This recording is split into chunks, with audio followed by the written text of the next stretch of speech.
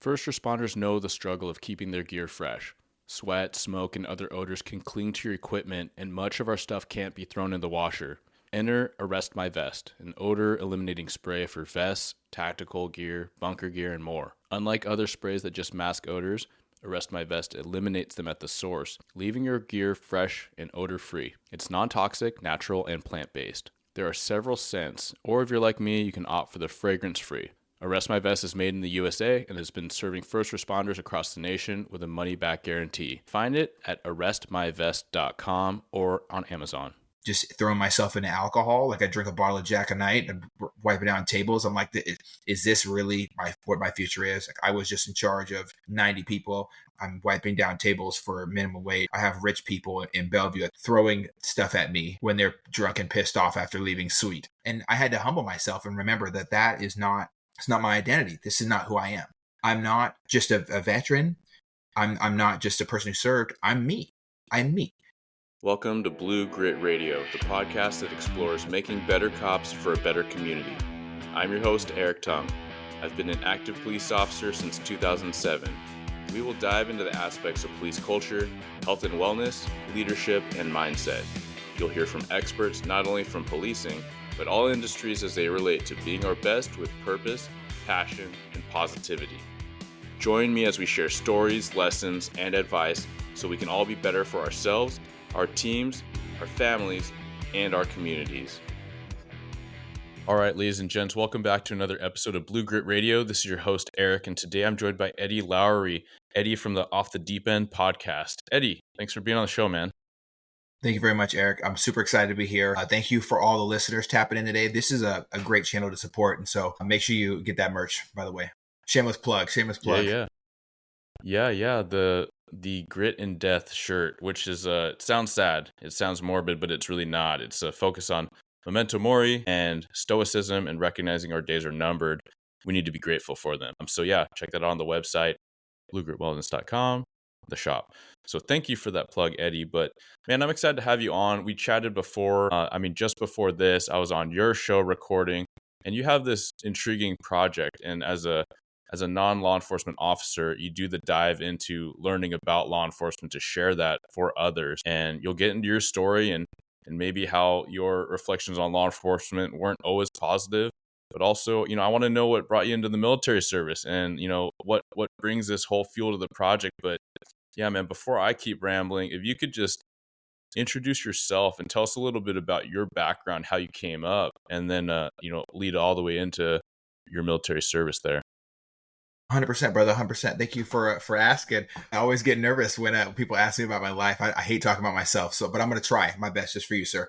Well, so I grew up, was born in 93, beautiful month of June. Not going to say the date for obvious purposes here. Man, I never thought there would be any more beautiful place to grow up than Linwood, Washington in the 90s. Growing up with my mom being president and my stepdad working at Boeing and also serving in the Air Force. As I grew up, I always had this inclination towards doing something, whether it was a firefighter, being in the military, or being in law enforcement. I used to dress up as a mixture of all three once on Halloween, right? So I was destined to do so. One of the three was going to happen eventually. Grew up with my grandfather, spent a lot of time there because my mom was working a bunch, and with the layoffs and everything, Boeing didn't always have stable employment for my stepdad. So to make ends meet, my mom had to take on extra jobs, and we had to figure it out. Growing up, those were hard, difficult times. Spent a lot of time with my little sister, raising her. But my grandpa used to show me military movies, so I grew up in this giant rec room. We used to sit down and watch on this old ass TV that would go as you turn it on, back in those good old days. And I'd watch like the heavy. Was it wood paneled? How old was it? Oh, it was wood paneled. It was. Yeah, we had a couple of those. It's like A Bridge Too Far, Black Hawk Down. All these movies were the pillars of me seeing positive examples of what not really being a hero meant, but being a man of courage, honor. And I saw those qualities in my stepdad at the time, especially around the time where 9/11 happened. That's where I think my life trajectory changed drastically. So I was in second grade at the time, and my teacher turned on the TV, and I saw these planes hitting towers. I saw people jumping out of buildings. And we went outside and had a moment of silence almost immediately after the incident. And I remember grabbing a little white flower off the ground and placing it at the bottom of the American flag and crying. And I didn't know why. I just, Yeah. saw movies where they just did, I don't know, I guess super crazy patriotic stuff. And that was like my first moment of commitment to this idea, this freedom thing. Somebody has to pay for it. And I didn't know at the time what branch I was going to get into, how it was going to like pay out or whatever, but I knew for sure I had to do something. My stepdad left and came back a changed man, screams in his sleep, issues like that. And for me, I never ever thought that there was going to be any way that I could ever, how do I describe it? I didn't think there was going to be any way that I could be just myself anymore. I had to do something positive for others. Mm. And so coming into that, I hit my teenage years. My grandpa died. My role model was gone. I didn't have a good attitude. I wasn't a positive person. And I took a lot of negative turns, started developing a bad relationship with law enforcement. When you're around criminals and crime, you adapt to that environment, and you're not going to have a great relationship with law enforcement at all. I almost detested them. I used to say I hate cops. I never want to be one because that's the environment I conform to. When you have, long story short, parents divorced, broken home, real dad got in the mix, got involved with crime with him, selling drugs, hurting other people. All of it is not a positive environment for any young man to get into. And it helped me develop a negative relationship towards law enforcement. But I knew at that moment, I'm not in a good place. I'm not being a good person. I need to do something to change my life. Me and my dad were having really, really fights, like fights. Like, I don't know who's going to come out of this kind of thing. And it all culminated with 7 days before I left for the Navy because I knew that, like, because I signed up at 18, or excuse me, at 19. And I knew that if I didn't leave my environment, I was going to be dead in jail, or I'm going to spend the rest of my life just in a hate-filled environment. And people were dying around me. Like my family members were getting murdered. Like, this is not the type of environment that you want any young man to grow in. This is not the environment for kids to be in, especially not for your kids. And my family didn't have that separation of peers in the criminal world with family members. There was no separation there. You didn't protect your flock. And I felt major missing piece of leadership with that. And to be completely honest, I knew I didn't want my dreams did not live down there. My dreams didn't live with being shot at and stabbed. My dreams didn't live with selling cocaine and crack and whatever else. It's not there. I knew I needed to make a change, and that change for me was the military. It's hard to walk away from a family enterprise like that, and it ended up with 7 days before I left for the Navy, me and my father had a nasty bout. It was my going away party for the military. We had a nasty bout. He was terribly intoxicated, and like my mom was covered in his blood and my blood, and my shirt was ripped to pieces. And I was like getting ready to save myself with some scissors. I had some serious bad issues with him at that time, but I knew that my life was going to change. I had hope. I bet on me and my relationship with my girlfriend at the time, who's now my wife, and I left for the Navy, and I haven't looked back since. Yeah. Hey, man, thank you for sharing that. It's a lot. And, you do focus your project on diving in and learning about others.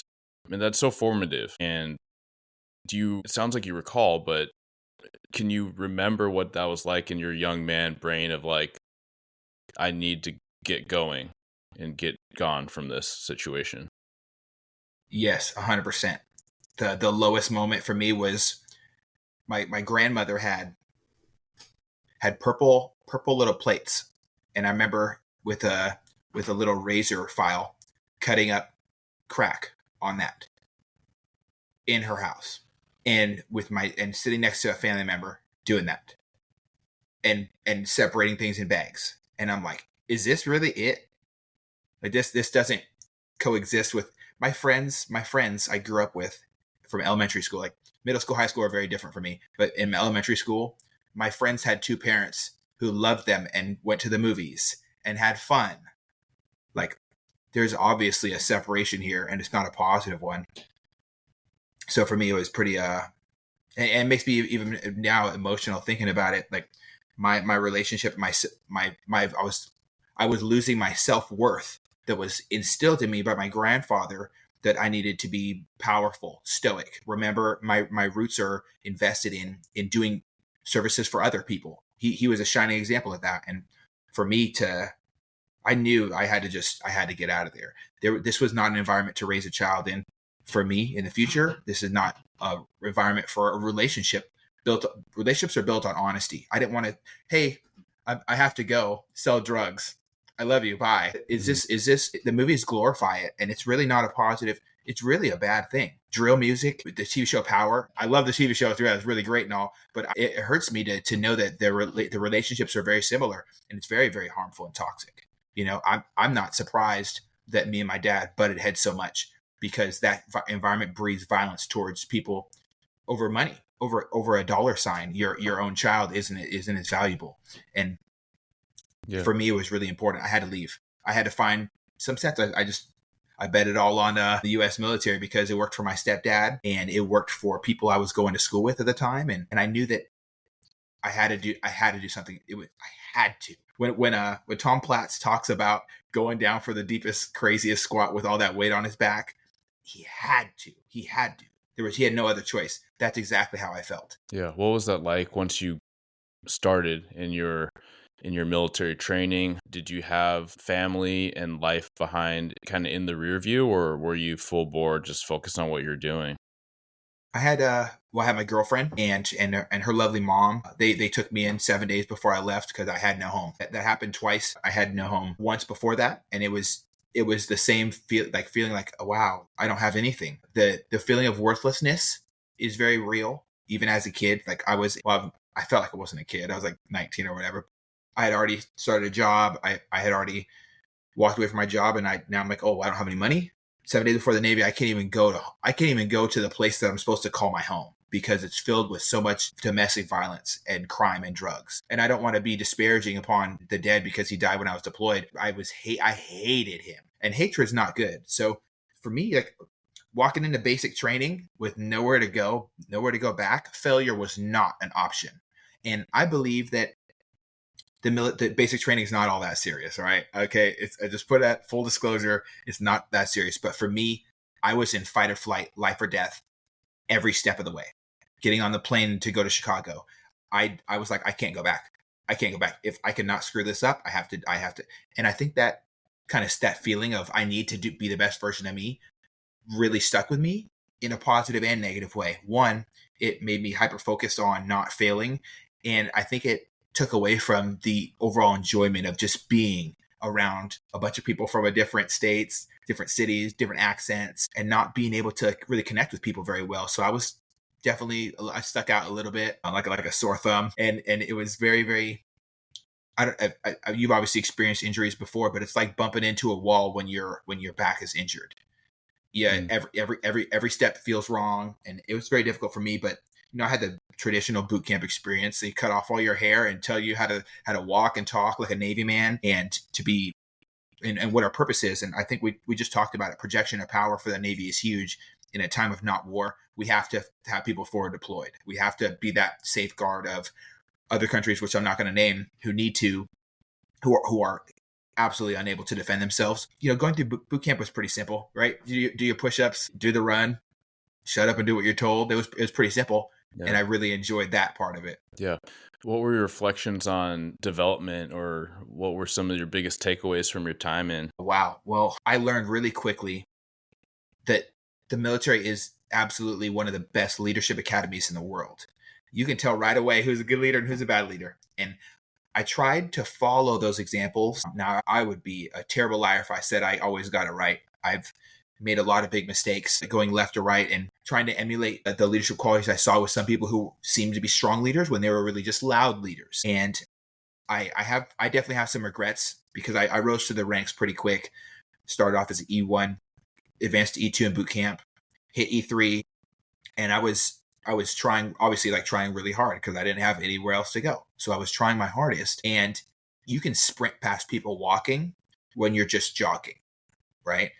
Or it can feel like that. So I didn't make a lot of friends very easily. I made a lot of people who were frustrated with me, but I didn't see them as I didn't care. Honestly, I really was more focused on trying to completely capture success, because I all it came from was instability, and I thrive in disciplined environments. That's the one thing I can say about me in a positive way. is I thrive in discipline. If you bring a discipline, hey, this is what you have to do. This is what the plan is. This is how we get there. I'm like, perfect. This is great. I have to just follow instructions. Let's do it. Yeah. And for So me, structure. yeah, structure was great for me. And coming in out of the ranks, hitting E4, hitting E5. When you're at E5 in my field, which was a boatswain's mate, the old school sailor nautical things, to just take all the any old school wooden sail stuff. You see, I did all that stuff in modern day Navy on an aircraft carrier, the USS Theodore Roosevelt, and wow, what was it an amazing experience. The relationships I've cultivated in the military are lifelong friends, stronger than almost all of my family relationships, and I still talk to all these people often. They're in my hearts every single day. I think about memories with them when I just have random experiences or hear a song. I'm like, oh man, this person would love that song. And I've reached out to some of these great leaders. Mooney Brontes, he took me on like a father figure. Obviously, like me and my dad were on great terms. So when I got the news that he was dying and he had less than 3 days to live and he was in an induced coma and stuff, for me, like, how do you process that guilt, the negativity, the bad relationship?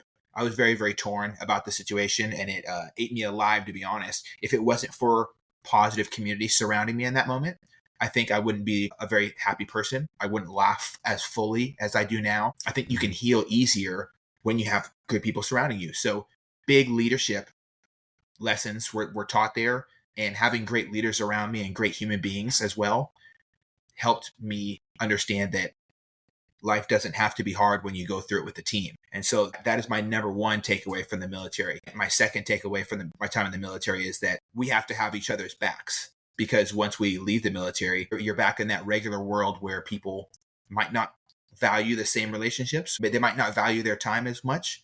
And I definitely brought a couple scars with me home from the military, but for the most part, it was a great leadership academy for me, because I saw good and bad leaders. And now looking back, because I got out in 2016, I can see all my mistakes in the military, and I've apologized I tried to apologize for most of them, but that pretty much sums it up. I love America. Yeah.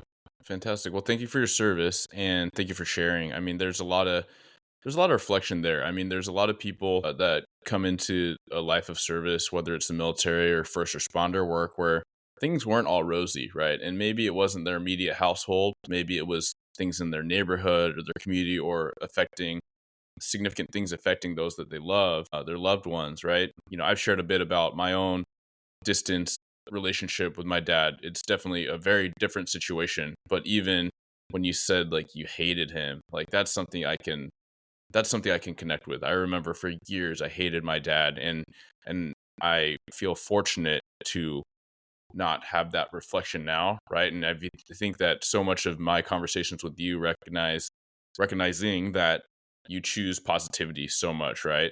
And even to recognize like that was a really hard time with you being away and combating these really complicated emotions with someone that you went to blows with, your father, and being in drug enterprise to the point where you're like, well, I'm literally removed and I don't know how to feel about this, and feeling guilty. I think that's something a lot of people would kind of wrinkle their face at, like, man, why do you feel guilty? This guy beat on you. But that's how human emotion is, right? That's how we are with family and people that we have these bonds with. But I really do appreciate you sharing that flip of, you have the support mechanism, which is, your brothers in arms, right? And it's that community and that camaraderie. I think I even said in our recording on your show, but a lot of times your friends are your chosen family, and you certainly had that. So I appreciate you giving the nod, because regardless of who's listening, whether they're in first responder work or not, like, we all go through stuff, and it's just a recognition that, like, yeah, we don't need to go it alone, and we actually shouldn't go it alone. There's always that support in that team. Absolutely, absolutely, and that support in that team is the thing. What drove my change in how I felt to them was separation. I was away from the violence. I had people, our family friends, would reach out to me like, "Hey, he's really struggling. He's going through a tough time, and like he blah blah blah." Like, I regret the last words I've said to him pretty heavily. I said some pretty heartless things, but I found forgiveness, because I get by giving myself grace. And it took me probably the last 2-3 years to really figure that out. It's hard to find closure when you're dealing with a situation, usually especially for men, 7 to 12 years afterwards. According to psychology and therapists and stuff like that, that's when everything kind of hits you like a ton of bricks. And so in 2020, really not doing too well with how I was, with that experience, and everything was hitting me. And I was, when I got out of the Navy, I was just throwing myself into alcohol. Like I drink a bottle of Jack a night and wiping down tables. I'm like, is this really what my future is? Like I was just in charge of 90 people. I was, shared responsibility over 250 sailors. And now I'm wiping down tables for minimum wage and getting tips. And I have rich people in Bellevue at 13 coins, like throwing stuff at me when they're drunk and pissed off after leaving suite. Okay. Like, is this really like, is this, and I had to humble myself and remember that it's not my identity. This is not who I am. I'm not just a veteran. I'm not just a person who served. I'm me.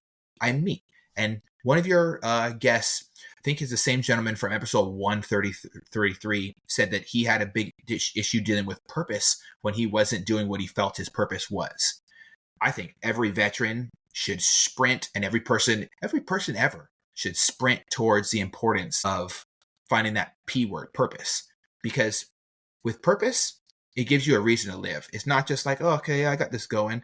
But like, purpose is important. You need to feel like you're doing something providing in life. And without it, I was definitely feeling the lost at sea thing. And, I would be a terrible liar if I said I didn't contemplate suicide a couple times when I was drunk, because I drink my problems into submission. And you can't do that.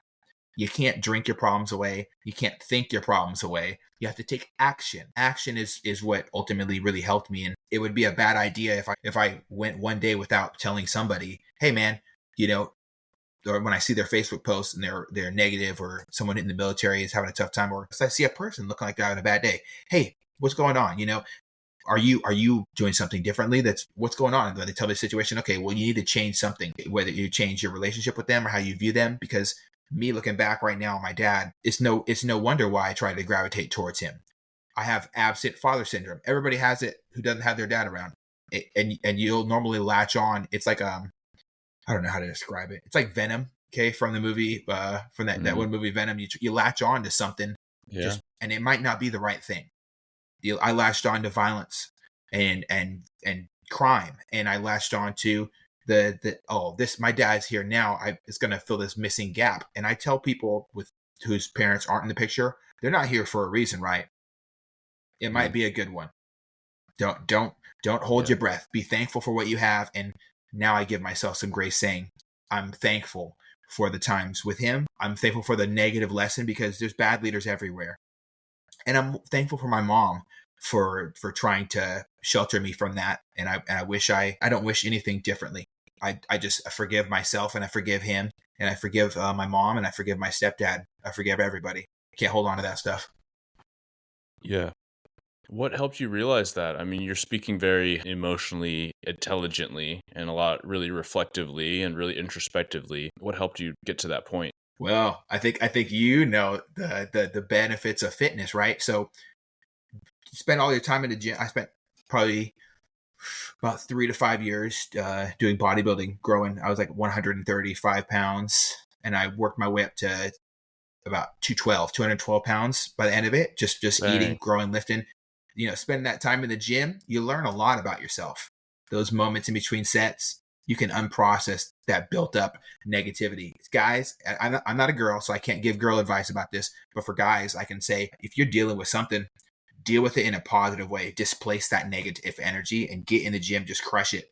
Go on a run. Do some jazzercise. Do some goat yoga. Figure something else out. But movement was really the best form of anything. Anything works. Yeah. But movement. You have to move. Movement is going to get rid of those extra things that are weighing on you. And the dopamine release is going to combat some of that cortisol and the depression that you might be feeling that you don't know how to admit that you're having. Maybe there's a reason you're drinking a bottle of Jack a day.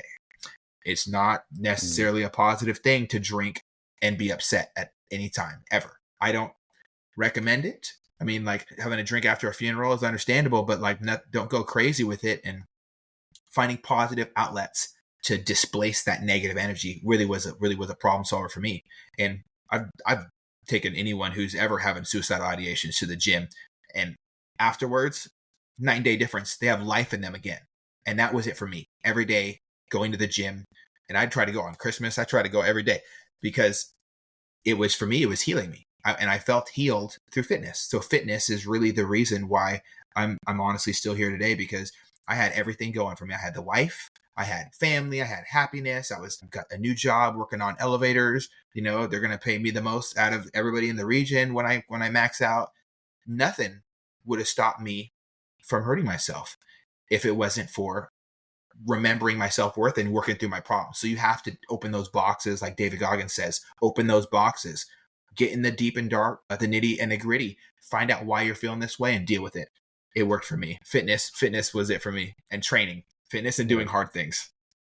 Yeah. There's so much to that. And I like how you even said, like, I don't care what you do, just do something. And there is the actual tangible brain chemistry that changes when you start moving, some sort of exercise, right? Just start walking. And that might be hard, right? Doing hard things. That might be hard for somebody that is extremely depressed and or extremely unfit, unwell, right? But just getting outside, starting to move, you start to change all these hormonal responses in a good direction, and then you become empowered, right? Then you start walking longer, jogging, running, you start lifting more and more weight, faster, heavier, all these things, and your body changes, you look better, you feel better, all these things. So no, I love the shout out there. And I really appreciate, I want to cut back a little bit, but I really appreciate you demonstrating grace, most of all to yourself. I think that's where a lot of us, even if we're into self-development, which anyone listening to this is, we're so hard on ourselves. And achievers, higher achievers, are often the most hard on themselves. So just demonstrating that, I mean, you put it so well, and in some ways kind of in a simple form, to be like, yeah, it took a long time to reflect that you were doing these things and kind of this corrosive energy on yourself, but ultimately to demonstrate and model for the listeners that you were able to get to a point where you forgave yourself, you forgave your dad. I have a similar reflection where I feel very fortunate that it feels like a weight lifted when I'm very grateful that I had a long span of not talking to my dad for years and years and years. And when he got sick, I made the decision to forgive him. But it was all the same things that you relayed for different reasons, but that I did hate him, and I let him know it, and I didn't talk to him for about 9 years. And to be able to reflect on that and, I suppose, have that release, like, I feel it. I felt it then years ago when that happened, and I feel it now, and I am able to unburden myself of that. It's easier said than done. I know people that have been close to me that have confided and actually said that, yeah, they're not at a place where they think they could ever forgive their parent for this or that. And I'm not one to say, I don't know their situation, but all I know is that, in talking to a specific person I'm thinking about right now, all I could do is say, hey man, like, I don't know what it'd take you to get there, if you can get there, but I hope you can, even not even trying to compare apples or oranges or anything like that. But I appreciate you sharing that, because I do know that that is hard for people. Absolutely. It can be tough, and not everything is forgivable too. I always say that I never forgive and never forget. If it gets to a certain point, there's no going back. And I have one person on my list as an enemy that's alive. And because I've forgiven everybody else after they died. It took me years after my dad died to be like, okay, I can let this go. This is not going to be a us come to blows ever again situation. He's gone. Like, you don't want to sit there and just throw rocks at a grave. I had plans myself. Yeah. I verbalized that I would visit my dad's grave just to disrespect it, right? To spit on it. And it didn't come to that. But that again, it's not to compare anyone else's story to mine, but it's to say, like, I feel good that I don't carry that angst. You said something in talking about leadership, and it's, you basically underlined it, but the recognition that your parents are your leaders, right? And there's good leaders and bad leaders. You said in the military, the kind of indoctrination to this world of leadership where you see the good and the bad. You had the good leader in your mom, you had the bad leader in your dad, and how foundational that can be. And I think that that's a twist that not a lot of us make that connection. We all can recognize everyone's had good and bad bosses, certainly. And then you hopefully learn from those things. You don't become those things. And oftentimes that is where I find confidence to do some of the things I do as an official leader at work, which is I saw this happen this way with a prior boss. Don't like it. Going to try not to do that. And then a lot of times you do hear this flip of people that whether it's how they were parented and how they choose to parent, or how they just choose to be like a community member and how they interact with their friends and those around them. So no, I wanted to also, kind of give a nod to that and highlight that a bit. Definitely. And it's important. It's important for us to recognize if you grew up watching, anyone who grows up watching old school Disney, not the new Disney, because they've definitely watered down a lot of the lessons in those. But if you grew up watching anything that has to do Lion King, you can see you can't run away from your problems. You have to face them, no matter how intimidating or violent or hurtful they have been. You have to forgive yourself.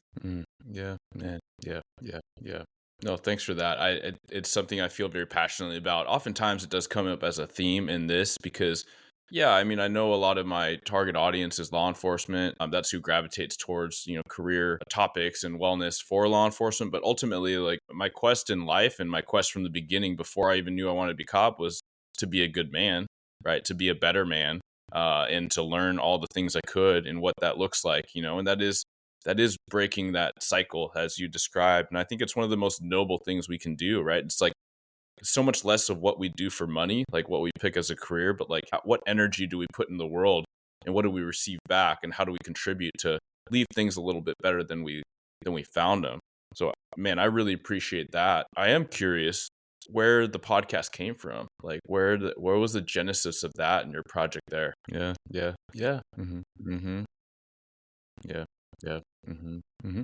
Nice. Yeah, I love that. I love that because it's like, man, we talked about it on your show when we were recording, and also, that's bleeding over here. But like, what does society need, and what types of things are going to heal? And ultimately, like in this age where things are moving faster and we're more disconnected, and everything's polarizing. It's like, no, we just need to connect more, right? It's about building bridges, and that goes for police work and not just the cheesy stuff. And I like some of the cheesy stuff. I like some of the community events, and they are very meaningful, but it's the intention behind it. And it's also just like the non-event, just the interaction, like at the shopping center in between a report or when you're on a break, like just that organic, raw, I'm a human doing this thing. I'm wearing this. You're a human doing that thing. You're wearing that.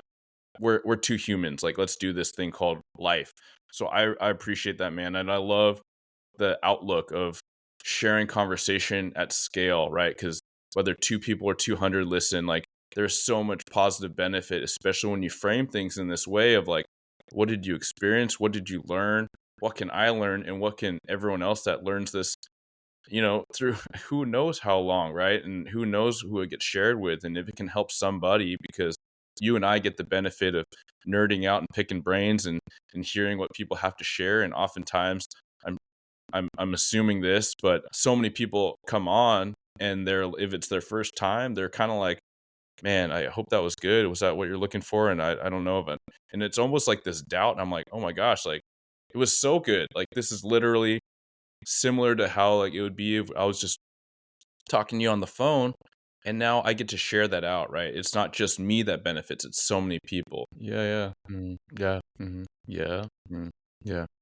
No, that's really cool to have you working on this project that does allow a lens into law enforcement where you're actively learning about it. You're picking brains, so you're sharing that out. And it's not just law enforcement. I like how that connects back to our earlier conversations, right? Which is that everyone has a part to play in the society.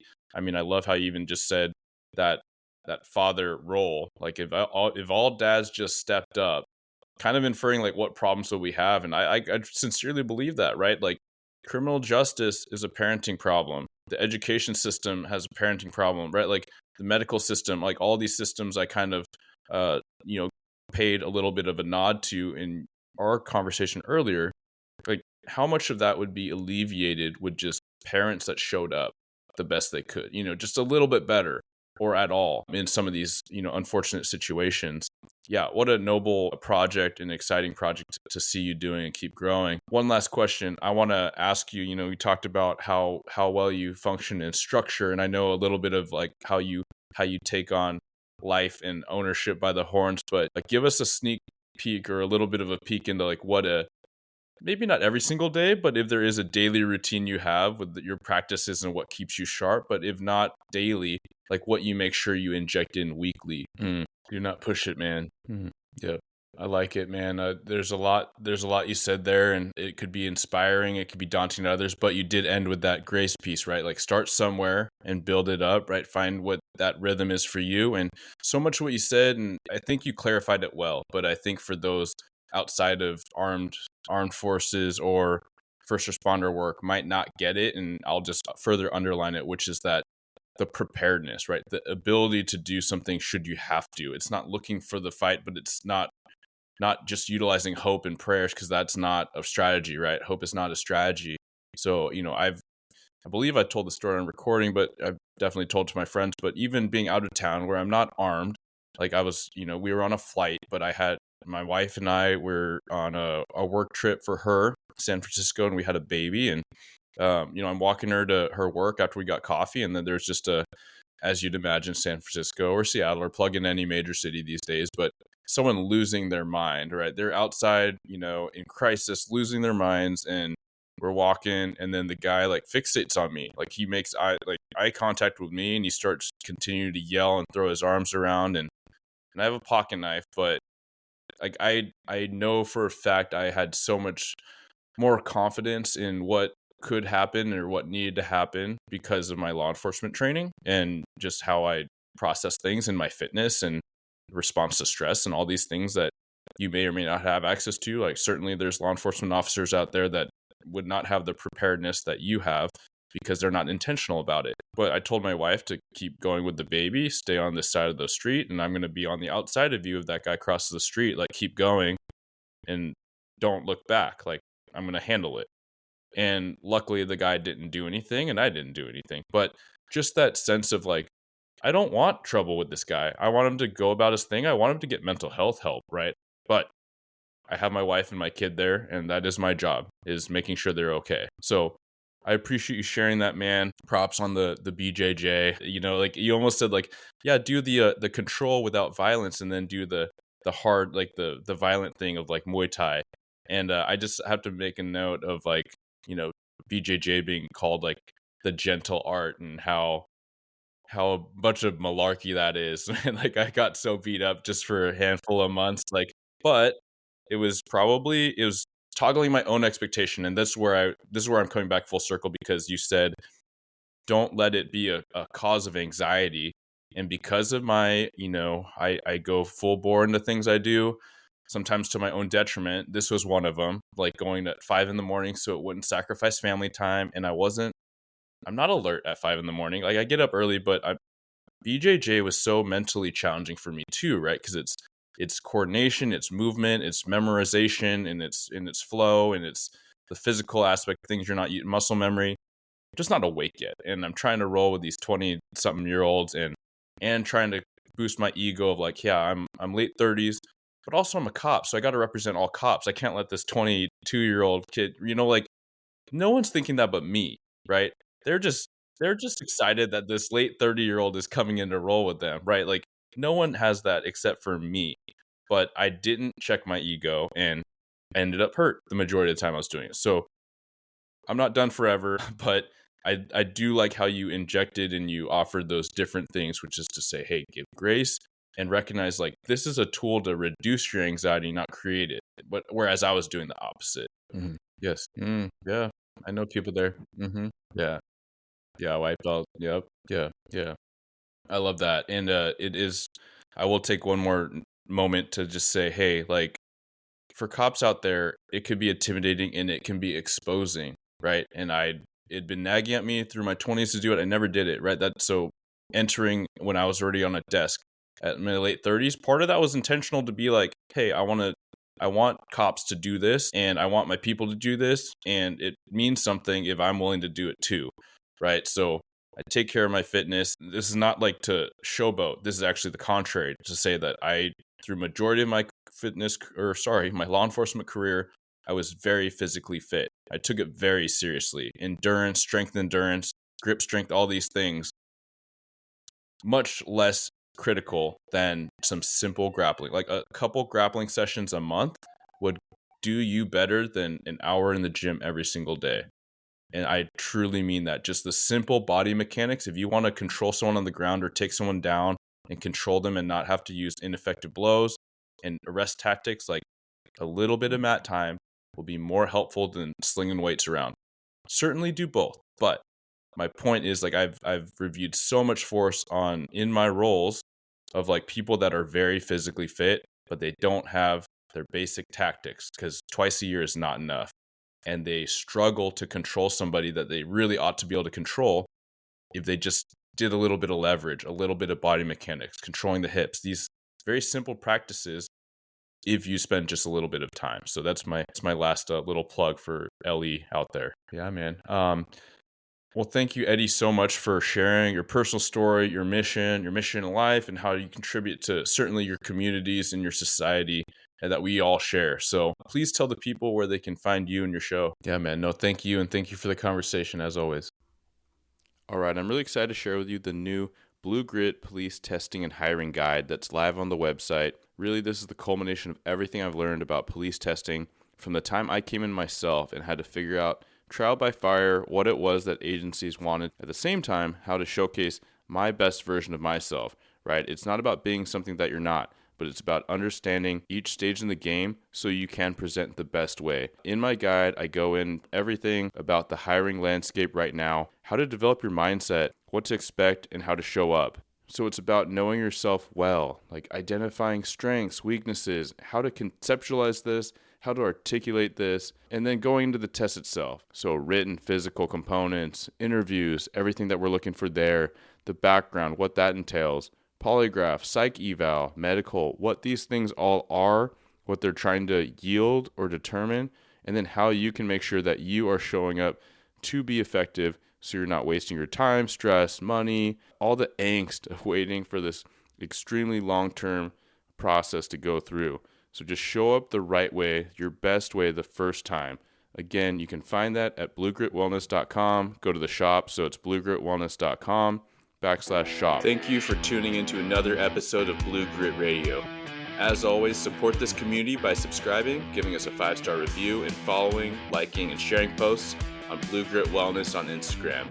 You can reach me there or email me at bluegritwellness@gmail.com. Be well and stay gritty.